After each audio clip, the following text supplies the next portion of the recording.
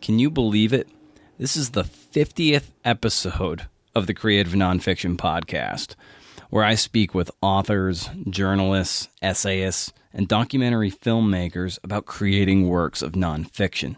Unbelievable. Thank you so much for your support. And an especially heartfelt thank you goes out to those of you who reviewed the podcast on iTunes. At this recording, there are 6 5-star reviews. What a gift. I can't tell you how excited that made me to see that start to tally up on iTunes.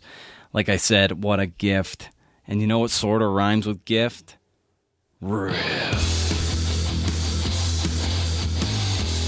All right.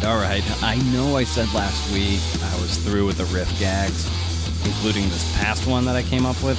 I came up with 2 more, so you'll have to bear with me in the following weeks. But, you know, the podcast continues to gain momentum, and that's due in part to all the sharing and reviews. So please review the podcast if you have 60 seconds, and share it with all your friends who love a little nonfiction in their lives. So this milestone episode brings you Ted Conover, whose latest book, Immersion, A Writer's Guide to Going Deep by University of Chicago Press, takes the writer and shows her how to immerse herself into the lives and subcultures of those folks around her so that she may write about it later. Conover's made a career of doing this type of deep dive, whether it's riding the rails as he did for his first book, Rolling Nowhere, crossing the Mexican border as he did in Coyotes, or becoming a corrections officer as he did in New Jack, to detail the lives inside our prison system. Whatever it is, he's all in. And he grew up around Denver and admired how some of the older kids went on these adventures. Some even rode the rails. It got Ted thinking, what would that be like? So toward the end of his time at Amherst College, he left. And in his words, to get out of the library. After all the books that you've written and articles that you've written, like, what triggered the need, or what itch did writing Immersion scratch for you? What was the the impetus behind it after doing all the work you've done to then give this this wonderful handbook to people looking to employ the sort of tactics that you've used for 40 years? So it's funny, I did not start out to be a writer known for a particular approach. Immersion was a label applied to my work by somebody else who noticed a pattern in the ways I was approaching things. And I sort of was interested, but not that interested in that pattern initially. I thought, that's cool, but I do other stuff too. And in fact, I'm sure most of my work over the years has I guess been long form, but only immersive occasionally or in certain ways. But then, as after I wrote my last book of journalism, The Roots of Man, which has these 6 immersive chapters, an editor said to me, would you ever consider writing a book about this kind of work that would use your own experiences and experiences of people you admire to explain, what works and what works less well, etc. And I saw in that a chance to, I guess, add coherence between my writing life and my teaching life, because I had approached that question in a sort of piecemeal way in different courses I've taught, but I'd never thought of assembling it into a statement about how a person might do this for a range of topics and in a way that took you from the beginning, how you think of an idea to how you get access to how you comport yourself once you're inside, to how you structure it, how you report for structure. And then, aftermath. I saw the chance to sort of make sense of that in a coherent point A to point Z way. And I thought, that actually might be enjoyable. And it was. It was a really fun book to write. It also seemed like, yeah, that's actually, if I'm ever going to do a book about writing, this is it. Let's just say I felt I had the authority to do it, right? Yeah, I thought, yeah, course. at this point, I guess I am qualified to write this book, and I will. So, yeah. I think what I especially loved about it was that even though you do talk about writing towards the end of it, I love that it's really like a handbook for the process of doing the type of experimental, and reporting experience. You know, the writing comes later, but it's like I like that it's more of a handbook to like get the information and then process it later. Yeah. And thanks for noticing that. It's so funny. I teach at writers' conferences. I enjoy them. It's really fun to work with pros to make it better. But so often when I'm only with somebody for a couple weeks, like at Breadloaf or something, I think we should have had this conversation a year ago before you sat down to write, because the research you do is determinative, right? It defines what you're going to be able to write in many ways. And that's not true with fiction, but with nonfiction, it absolutely is. And if we're writing about experience, there's a lot of thinking that can go into figuring out what kind of experience could be helpful and how to get it, how to have that experience. And so, yeah, that to me was the part that other books hadn't attended to, was the reporting piece and the access part and the taking notes. It's so basic. It almost seems like it's like people think I'm going to be telling them about my shorthand or something, but in fact, it's this deeply important part of producing good long form nonfiction. And so, yeah, I felt there was a gap there too.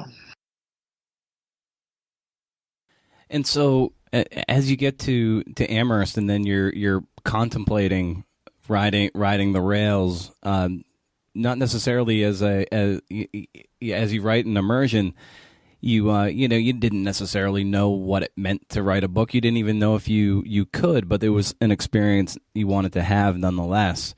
So, sort of like take us to that moment leading up to when you were thinking about taking that on as a project, and what were you thinking as you were looking to take that leap into something so sort of really audacious and fun and adventurous?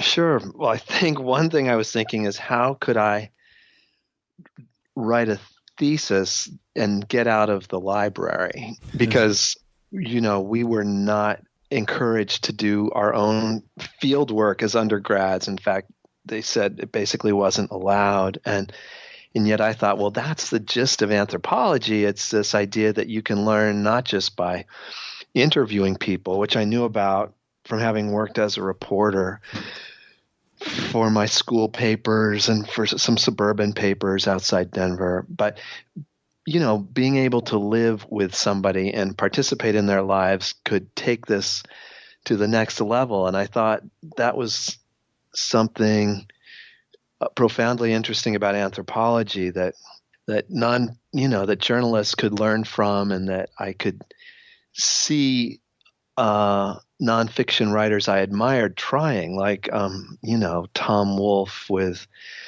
The Right Stuff, which is just a really entertaining ethnography of fighter pilots in a way.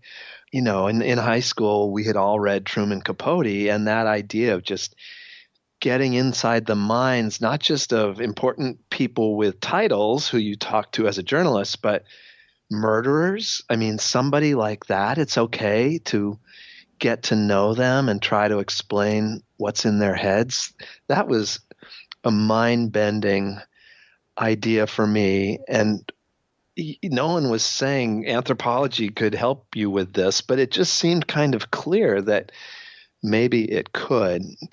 So, yeah, on the one hand, I was interested in an adventure such as riding the rails might be, and in staying out of the library. But on the other hand, I thought, this is a legit subject. You could do participant observation by riding the rails. You could attempt an ethnography of people who live like this, and you could do it at age 21, which I was, for almost no money, and get hopefully credit for it. So that was kind of my starting point. As you mentioned, I wasn't thinking in terms of a book then, because I didn't know people who wrote books. They weren't in my circle. I'd met professors who had, and a couple of speakers to college who seemed to be making a living that way. But it was, I hadn't started aiming that high yet. And so it wasn't until afterward, when I'd had the experience, I'd written my thesis, and along the way I wrote an article for a student magazine I was involved with about one morning with one hobo. And that got published, and then it got a lot of attention, and that's when I thought, wow, people are interested in this. Maybe this is my moment. Maybe I should see if I can interest a publisher in it as well. That's great, and it's so sort of elucidating that you said that you use the word moment, because that's kind of like my follow-up to that was like, was this the moment that essentially changed the trajectory of your life? Definitely it was, because in fact, as I prepared to graduate from college, I had lined up a summer job with a newspaper called the Indianapolis Star, which was basically the only one I could get that I was aware of. And I was expected there in June, but in May, the Associated Press noticed my article about the one morning with the one hobo, which had been reprinted in the college magazine. And the publicity that generated just made me think, gosh, maybe I should devote my energy to seeing if I can get a contract for a book instead of moving to Indianapolis. And I thought, either, I am shooting my career in the foot in the most spectacular way right now, or I'm making a decision that might work out. And I think at the end of the day, all I knew is I'd feel bad if I never tried, right? If I didn't see if I could publish a first person account of this. And one thing led to another. And I did. I got a contract. I found an agent who'd grown up in Burlington, Iowa, where the Burlington Railroad began. And things just seemed to fall into place. So yes, that was the beginning. And part of it was luck. Part of it was luck that I made. I often think, what if I'd been a little more cautious? I probably would have missed out. And I can't tell you what I'd be doing today. I hate to think about it. Yeah, because you had the maybe the courage to just get out of as simple as it sounds, just to get out of the library. It's a safe place to hole up and do research, but like, because you had a little inkling to just get outside, it, like you said, like, you don't want to ruminate too much about what could have been, but that was like a defining moment, just to think outside of the library, if you will. I know. I like the way you put it, as though it's something admirable. To me, it showed some sort of weakness of character that I had, trouble concentrating in the library that long. I thought, if I were a real student, I could handle this. But yeah, I was definitely seeking alternatives to formal education, no question. So what was the appeal to doing this type of research and reporting that is more congruent, as you said, with ethnographies and anthropology versus like straight up journalism, even though this immersive type of stuff really has a ton of overlap? There is a ton of overlap, but what they have in common and what was the appeal, I think, is this idea of learning from experience. There's a little vogue in this in the 60s and 70s. When I was growing up, professors would send their students out to a little town with $20 and see if they could get by for 24 hours somehow. Could they make it? Could you learn by doing? And I guess I like the idea of experiential education. I think I've benefited hugely from formal education, from books and from lectures by smart people, but I think I've probably benefited equally by getting outside the academy and into the worlds of people who would not be so comfortable there, whether it's railroad tramps or immigrants or prison officers, right?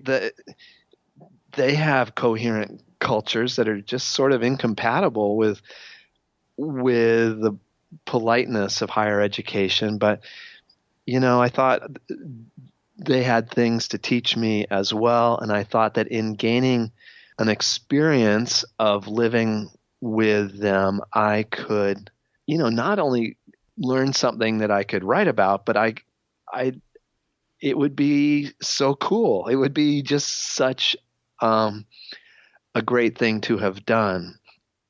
So it's this, I think it's partly this idea of what's a worthwhile experience? What do you seek out for fun? Is it riding a motorcycle? Is it visiting Paris? Or, is it this? For me, it was this kind of travel, which I think of as a kind of foreign travel. It's definitely travel outside my comfort zone and into a place that's unknown to most people like me. But on the other hand, if you've grown up with the privileges of education and a family that's helped get you on your way, then maybe you ought to take some chances and poke your head into places that you don't normally, or you normally wouldn't go. So yeah, to me, that's just been its own reward, even though sometimes it's unpleasant. This whole idea of gaining experience, or experience that doubles as research, is to me just really cool.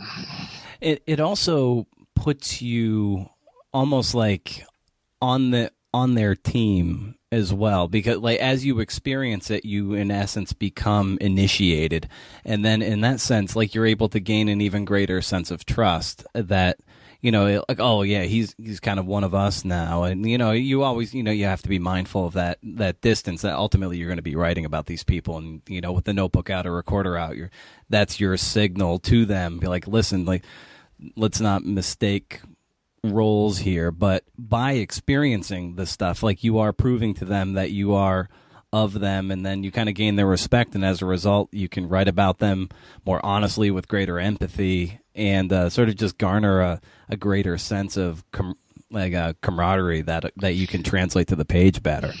So that is all true. That is one of the benefits of a immersive style of reporting that I like to do, is that you can't spend a lot of time.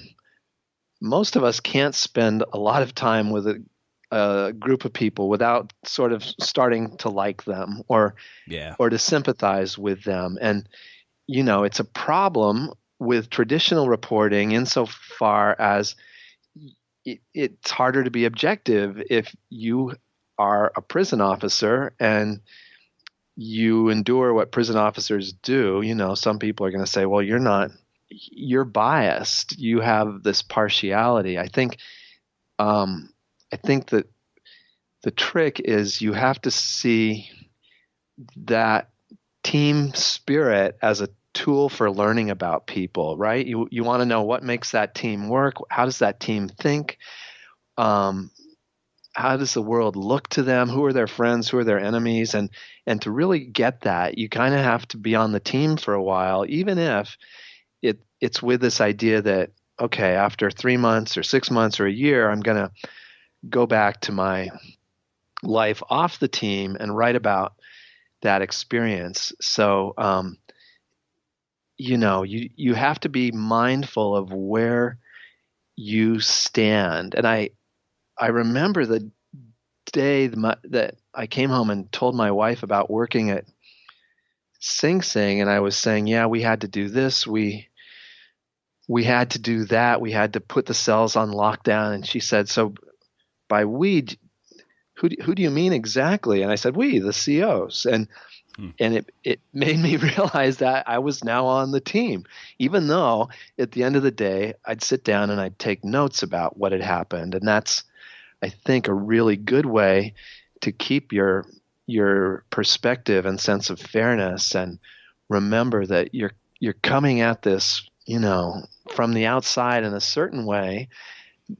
And so you need to write it down. And I just think writing it down, I think taking notes is so helpful, not just for remembering, but for keeping your identity straight, keeping a grip on who you are and why you're doing this, and becoming sympathetic without going native. That's a great way. I never thought about the note taking. Like, the note taking to me always made sense. Like, you need to document what's happening so you can verify everything and not rely on your memory. But as and I never thought of it as a way to keep your compass calibrated right, that to maintain your identity as a reporter on some level. Like, that's really interesting that it does sort of make sure it realigns and keeps your sort of journalist guitar in tune. Yeah, exactly. And because, after all, when you take notes, you're writing to yourself, right? These are notes for yourself. And so who is that person? And it's a chance to, it's funny. The great challenge of writing my first book, Rolling Nowhere, was knowing who I was writing it to. Like, I'd always written for an editor at a newspaper or for a professor at a college, and you know who those people are and what they want. But when it comes to writing a book, like, who is this for exactly? And I remember my very first editor at the Viking Press said, picture a really good friend who you haven't seen in a long time, who wants to know exactly what you've been through for the last months, and likes you so much they're going to listen to it, and you're going to tell this person the truth, right? You're going to explain not just what happened, but how it mattered to you. And maybe this will be after dinner and a couple glasses of wine or a beer, and that's great advice and helped me get through my first big writer's block, which came from not knowing who I was talking to. But I've never really thought about it this way. But yeah, when you take your own notes about a project, that audience is you, the writer.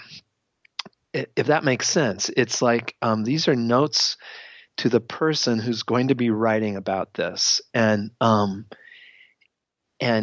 so you keep that identity alive. It's the identity of me wearing not my gray prison uniform with all my keys hanging on my belt and my baton and my baseball cap that says corrections, but it's me in my jeans and my sweatshirt sitting at home in front of my computer with a soft drink or a coffee or something, and I'm in my world and I'm writing to that future self who's going to put all this hopefully into a book.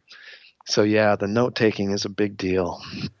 And you write in Immersion about the observer participant spectrum, and in the nature of the work is it can take months or years, and but you never quite know how long. And I wonder, like, what's your barometer for that? Like, do you find that you end the project when you become too close to the participant, or in the case of, say, like New Jack, you just wanted to like work for a year, and you kind of set those parameters or something. So, like, I don't know, like, how do you gauge how long a project might be along that spectrum?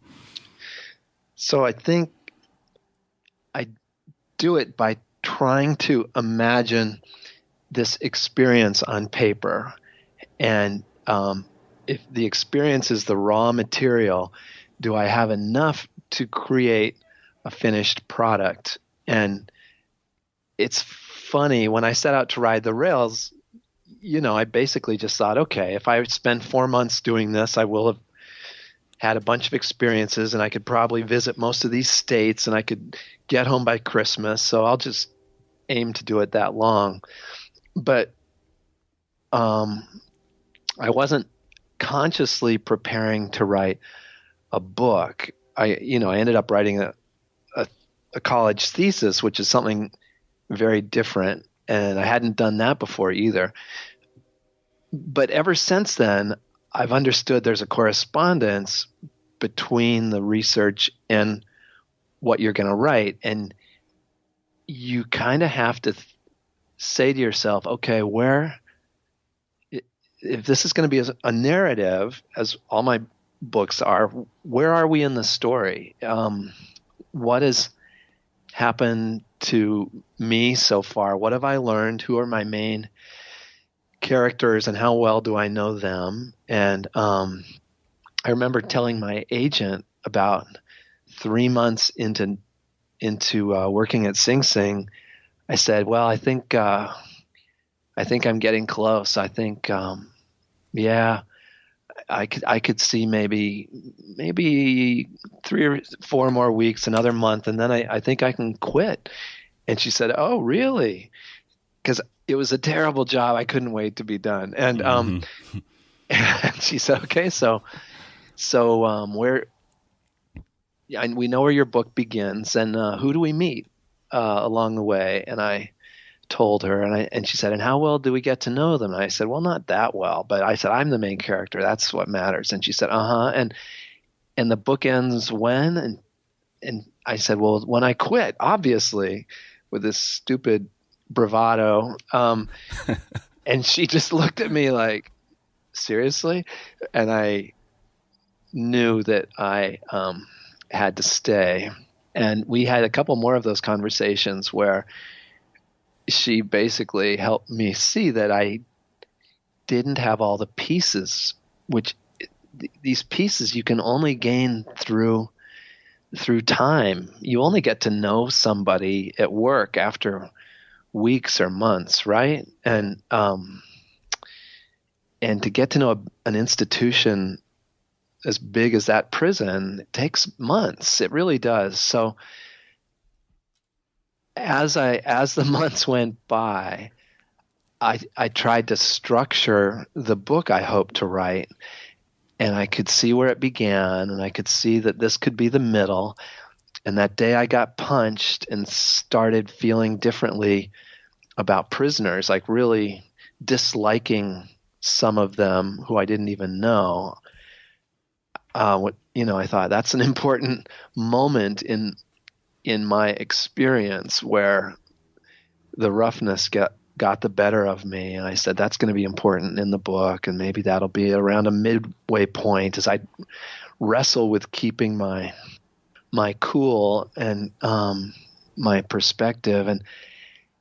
And then, it was my agent who suggested maybe, Christmas or New Year's will provide a sense of closure. And that was really smart. And once I had those under my belt and I'd seen what happens on New Year's Eve and realized that's a big deal in prison, where everyone's counting the days, and here you are at the end of a year, I thought, okay, now I'm getting close to the end. So the process for me involves basically filling in my mind the chapters of a book I have yet to write. Do I have all the pieces yet? Can I go back to my study, or do I need to stay out here in the field a while longer? You also write that when you were going through the experiences that would eventually become Rolling Nowhere, you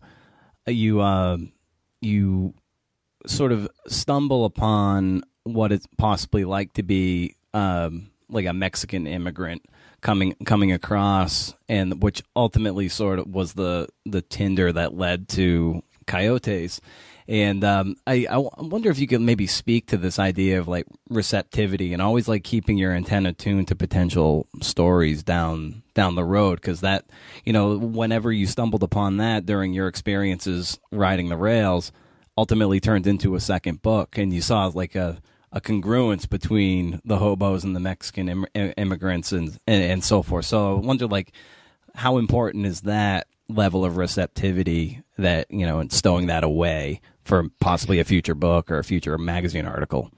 Yeah, well, I guess it's important. I mean, it certainly mattered to me that that I started meeting these Mexican guys on freight trains, which wasn't the picture I'd had in my mind when I started out. I was thinking more about the grizzled hobos from the Depression era, and instead there's guys my age from Mexico who, to my surprise, can understand my Denver public school Spanish, and we're both on our own, and so we can hang out. I mean, that was a revelation, and it probably took me longer than it should have to realize these are the true modern day American hobos.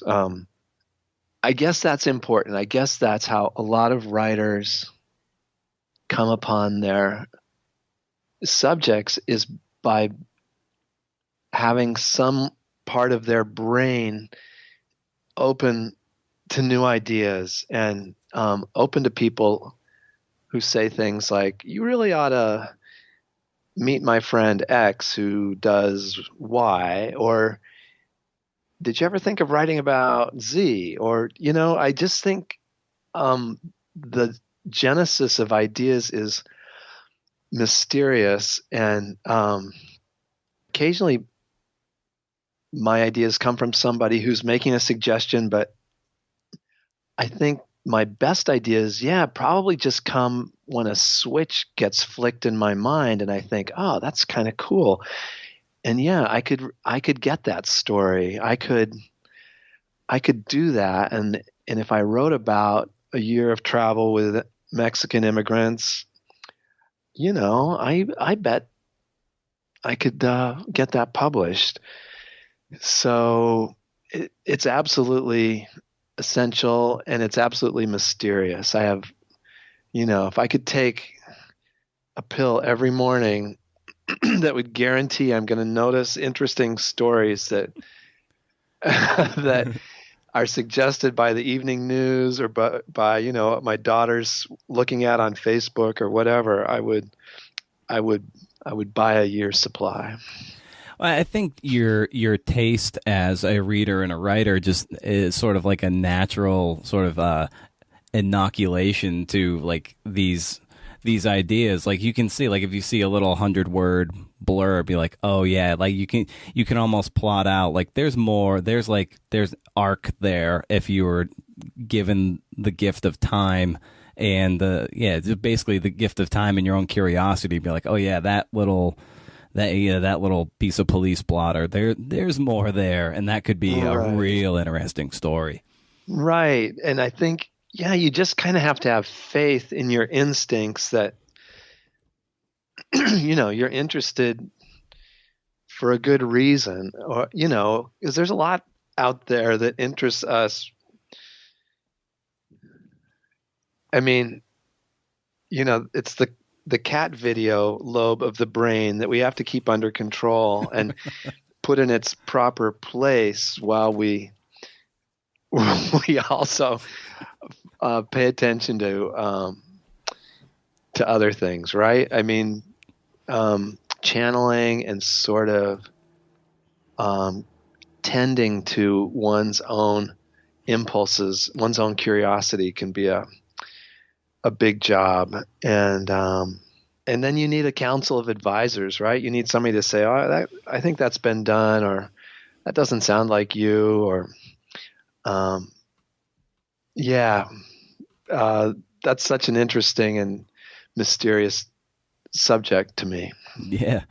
And when you were attending a party in New York City, and you crossed paths with David Remnick, and he said to you like, "Oh yeah, that's the writer who makes his living sleeping on the ground."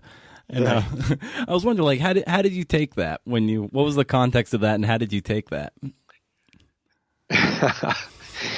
It's funny. I was delighted to be recognized. For my first two books, which had involved a lot of sleeping on the ground. But B, I was mortified because can you really sleep on the ground for your whole career? And oddly, it made me think of that long-running TV show Gilligan's Island, which has had this cast of characters who I watched for years on TV, and who I think in not only my mind but everybody's were forever identified with this sort of light comedy. And that's Gilligan, that's Ginger, and you get typecast, and if you're too closely identified with one thing, I think it's a problem. So yeah, I think that was a factor in me choosing to write about Aspen for my third book, to see if this technique of participant observation could be used with people wealthier than me, as well as less wealthy. So it definitely had an effect. Yeah, and like, do you think there's a point, or maybe there's just a way that you can, I don't know, recalibrate it, if you will? Like, is there an expiration date to this type of reporting, or just maybe a certain subgenre of it? Like, I imagine you right now, the idea of riding the rails and sleeping on the floor and sleeping on the ground and crossing the Mexican border is abhorrent. But when you were 25, it was like, yeah, so I'm going to do this. So yeah, So it's yeah. well, here's the thing: it's not abhorrent. It's it's like it still seems kind of cool.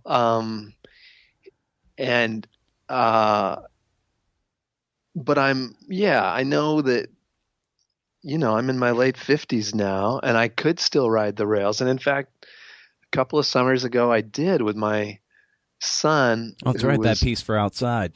Yeah, he was Yeah. curious about it, and it was a way for me to get back out there. But I think really I've thought about this.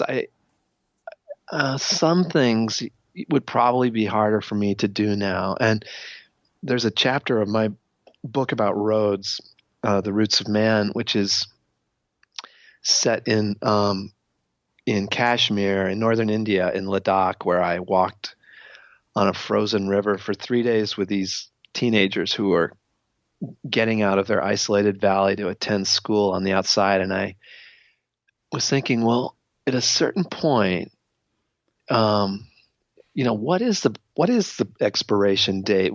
How long could I keep doing this? And I think as long as you're in decent shape, yeah, you can keep going. But it does feel a little riskier to do certain things now, and also, once you have a family, once you have kids, it seems a little selfish to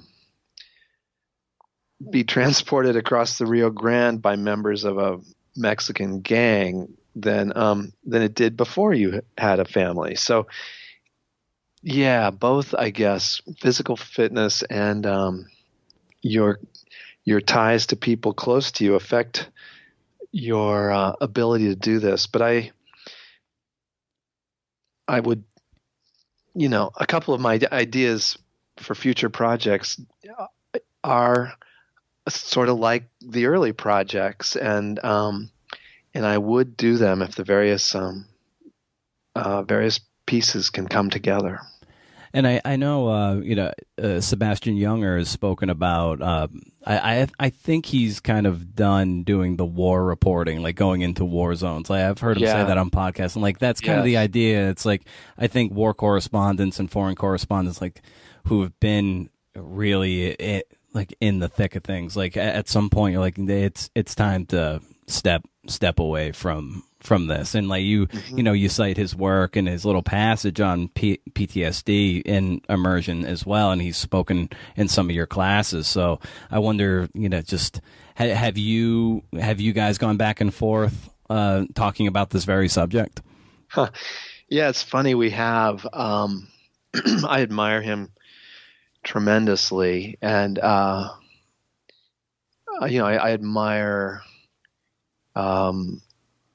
admire writers who will put themselves out there with soldiers and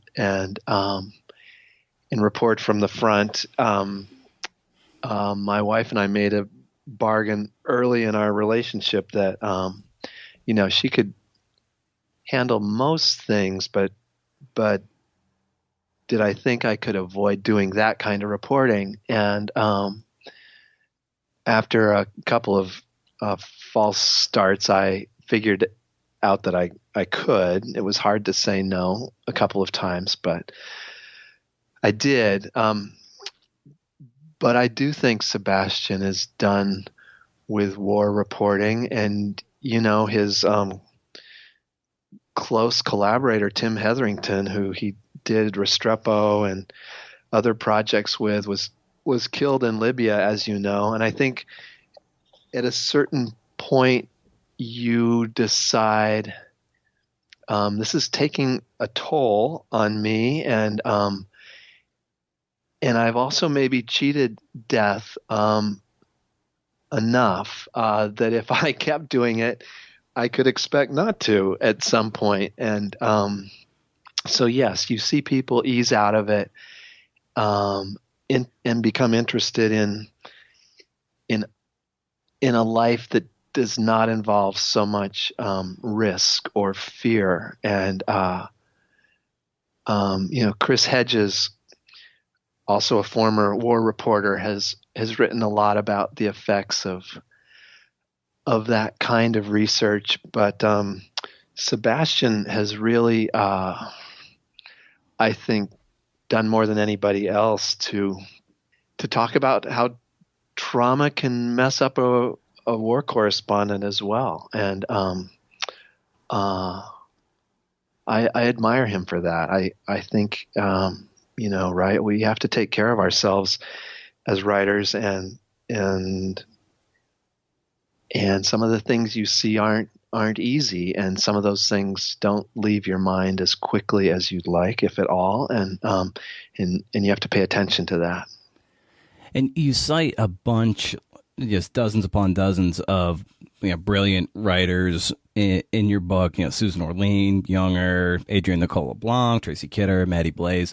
And over the course of your career, what have you learned from these practitioners and other practitioners about the craft of this type of immersion reporting and the writing that comes out of it? Wow, what have I learned? I guess I've learned, I've tried to take lessons from people, as wherever I can. From Susan Orlean, you remember that writing doesn't have to be about war to be good, to be meaningful, to transport a reader. I mean, she, more than almost any of the writers I talk about in my book, is a writer who, when you come across her work, you know it's her. If you'd forgotten to pay attention to the byline, I think, and you were perceptive, you'd figure it out within a few paragraphs that this is Susan Orlean, and that's such an important lesson for nonfiction writers, that we can have a style too, and that it's consists of how we look at things, and obviously in our language, but also in our choice of topics. That things can be funny, things can be delightful, and we should pay attention, right? I'm reading a new book that isn't out yet about a writer who spent a year in a classroom for recent immigrants, most of them refugees, in Denver. Her name's Helen Thorpe, and I keep getting reminded of Tracy Kidder's book Among School Children, which has the same basic idea. He spent a year in this classroom, but they're doing it in such different ways. And Kidder has been hugely influential to me. He's such a master of long form narrative, and I've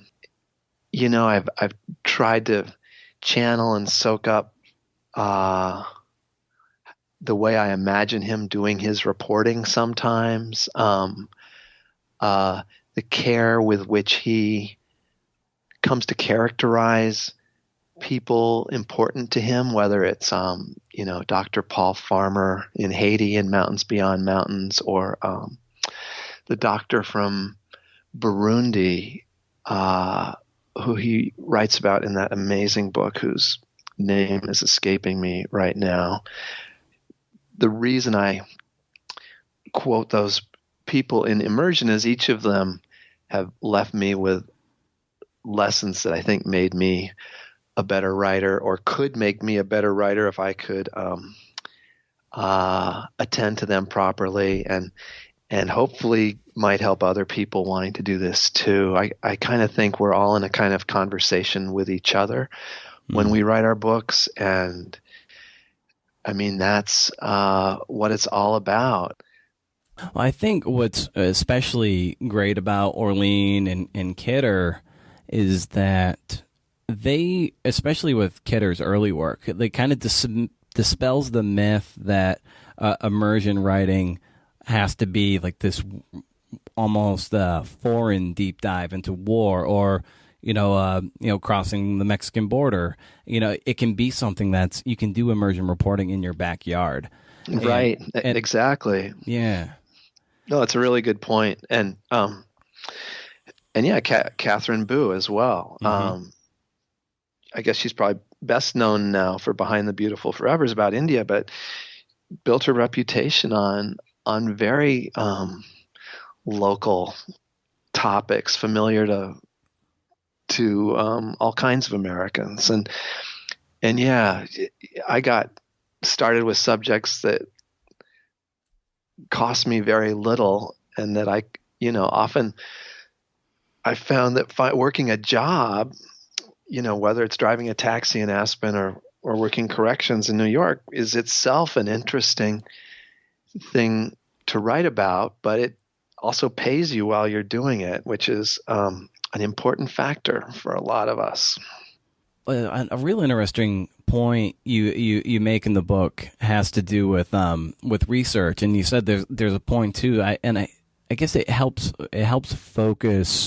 focusing the research, and in turn helps focus the writing later. You call it steering your research. Oh, yeah. How important is that? There's got to be a spectrum there, because if you steer the research too much, you're not being receptive to other things that might crop up. So how do you navigate those two poles between steering the research and then being open to anything that happens? Yeah, it's funny.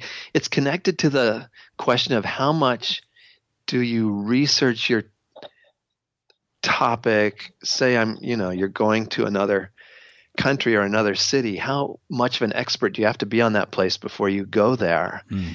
And I think you need to do some basic research. So you've got the basic touchstones, important history, important books and other media, musicians, you know what's happening politically, but you don't want to overdo it because, you have to stay open to surprise and to the unexpected. So, I guess I look for some kind of middle ground where I'm receptive to what I find, but I'm not going in blind and just waiting to see what happens. There's questions I want to ask.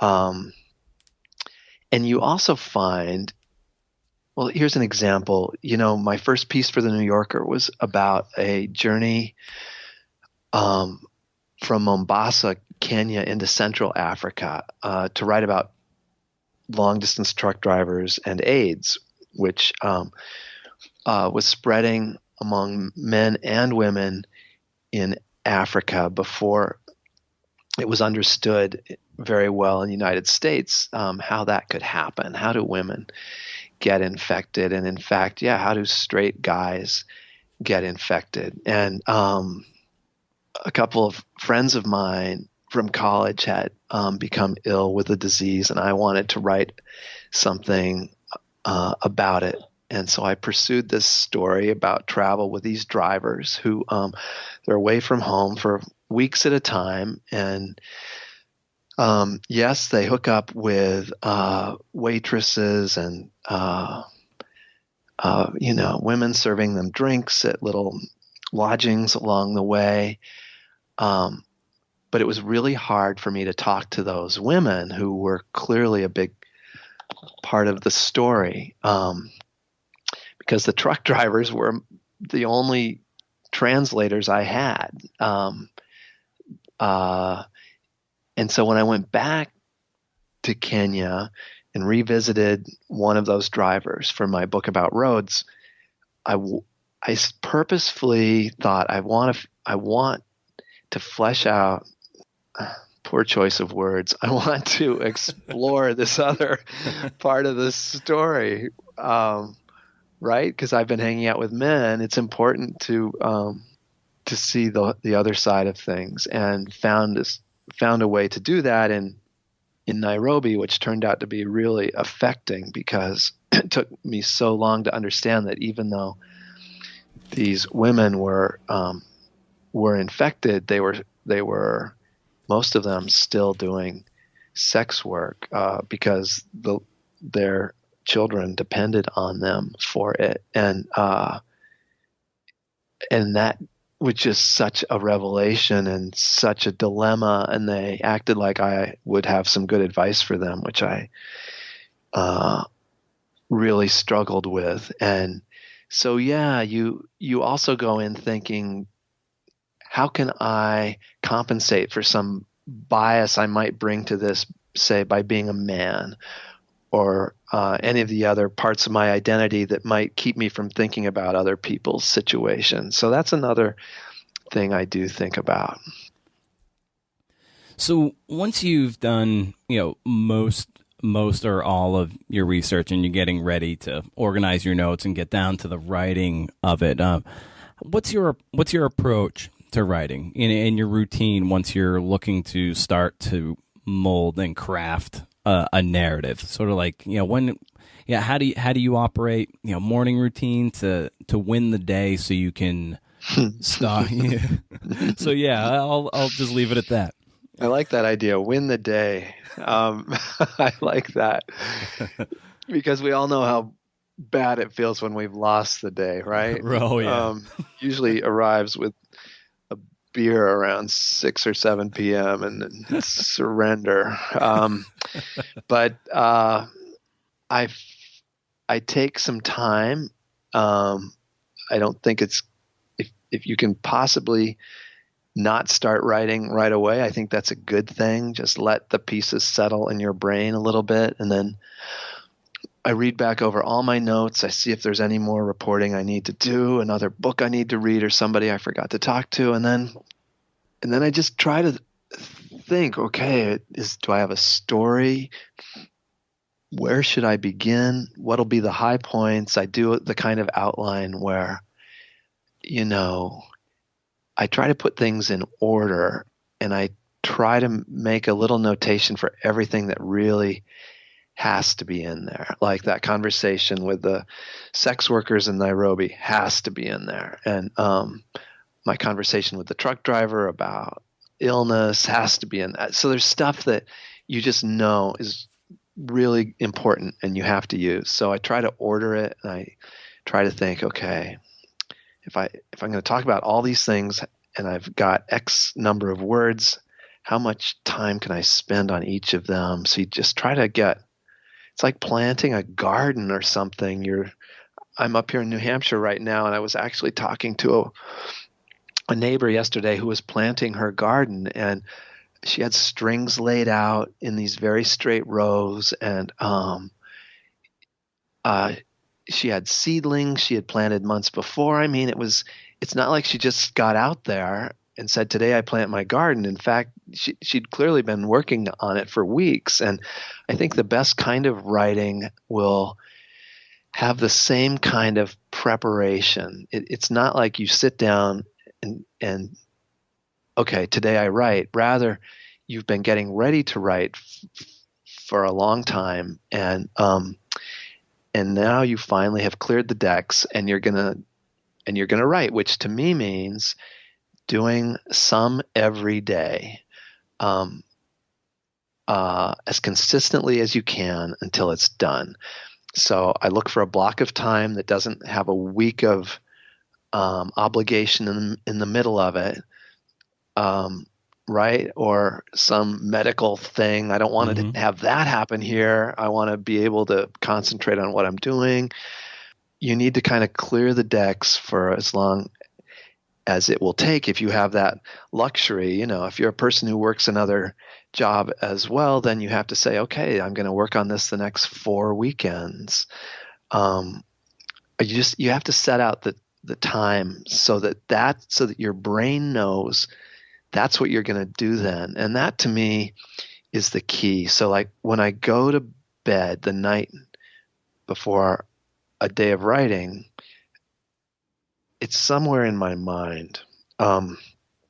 Some part of my brain is getting ready to write the next day.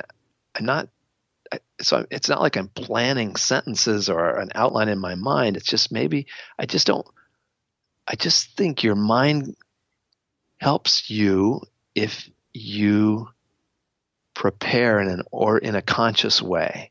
It will help you unconsciously get ready. And in the old days, I really didn't start writing until after lunch. When my first 3 books were all written in afternoons. But as I've gotten older, I've started writing earlier in the day. And but when I say a good day of writing, I don't write all day, and I don't know anybody who does. If you have 2 or 3 concentrated hours of writing, and by concentrated hours, I mean hours punctuated by standing up, by stretching, by pouring another cup of coffee, by, maybe answering that text or email, but not more than one. And then back to it. And then maybe if you're really energetic, coming back to it in the afternoon, that's a day of writing for me. And I used to start by reviewing everything I'd written the day before and making sure it was still good. And somewhere along the way, I stopped doing that. I pick up where I left off. I try to leave off at a place where I'm not stuck, but rather I've got momentum, right? So I haven't quite finished writing that scene, but I know where I'm going, and I'm actually kind of looking forward to it. And that kind of helps you get off to a running start. If I'm having trouble just putting words together, I might write an email to a friend just to get the wheels turning. Yeah, I think Hemingway used to just sometimes stop right in the middle of a sentence, Yeah, leaving a little in the well, so you pick up yeah, the I next love day. that. I think that makes a lot of sense. I think that's a cool idea.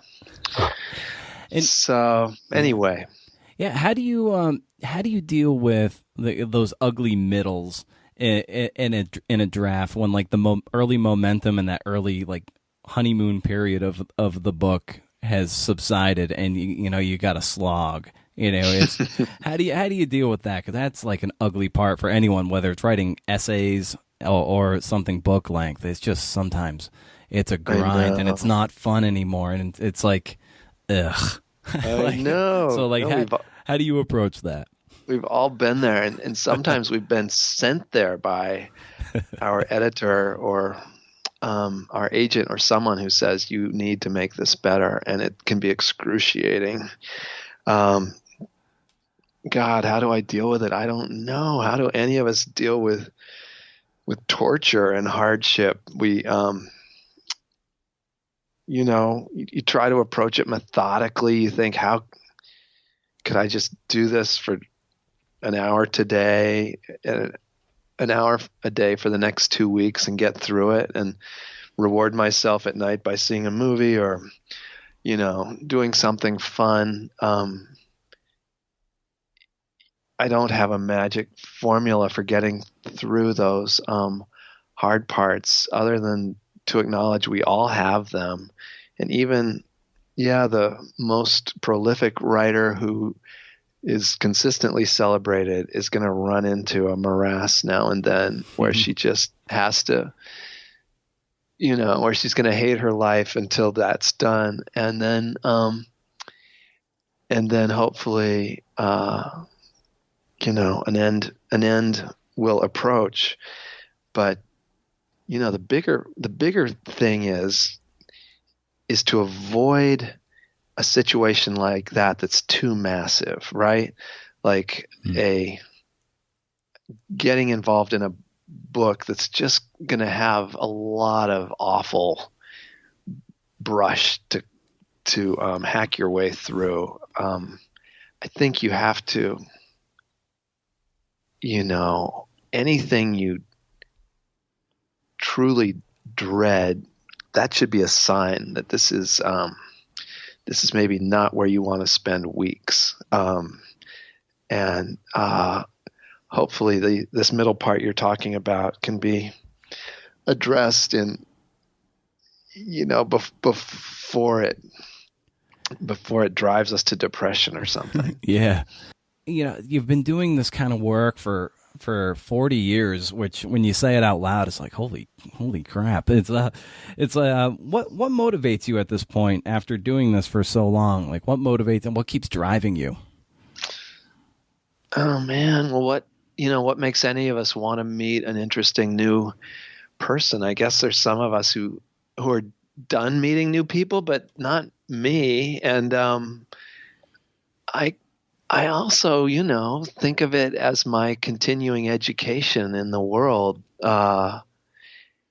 It's not it.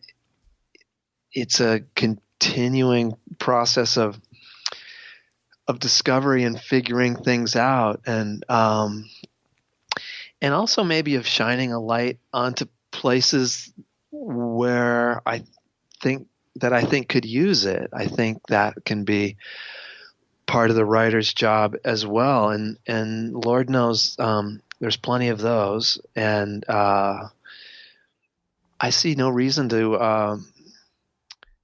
I still want to get up every day, and for me getting up in the morning involves thinking about what I'm going to write about or research. It's just kind of what I do and who I am in the world. So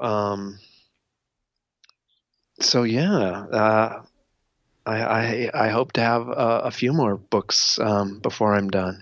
Oh, fantastic. Well, that's and I deeply look forward to reading more of your work, and I know you've got some projects in the hopper, so I can't wait to find out what those are down the road. But I appreciate you attending so closely to Immersion, and it's really fun to talk to you about this. oh, fantastic. Well, thanks again Thanks again, Ted, for carving out this time, and it's been a pleasure. Immersion is just, it's so good, and all your past work are just perfect illustrations of the tactics that you wrote about here. So thanks for that, and we'll be in touch down the road. Thanks, Brendan. Look forward to it. You got it. Take care. Yep. Bye. So long.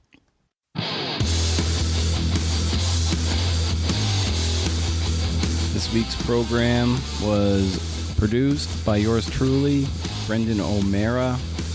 Thanks very much for listening. Subscribe, share, review. And if I could leave you with one piece of advice this week, it would be this. It's the cat video lobe of the brain that we have to keep under control and put in its proper place. Perfect. Thanks for listening. We'll see you next week.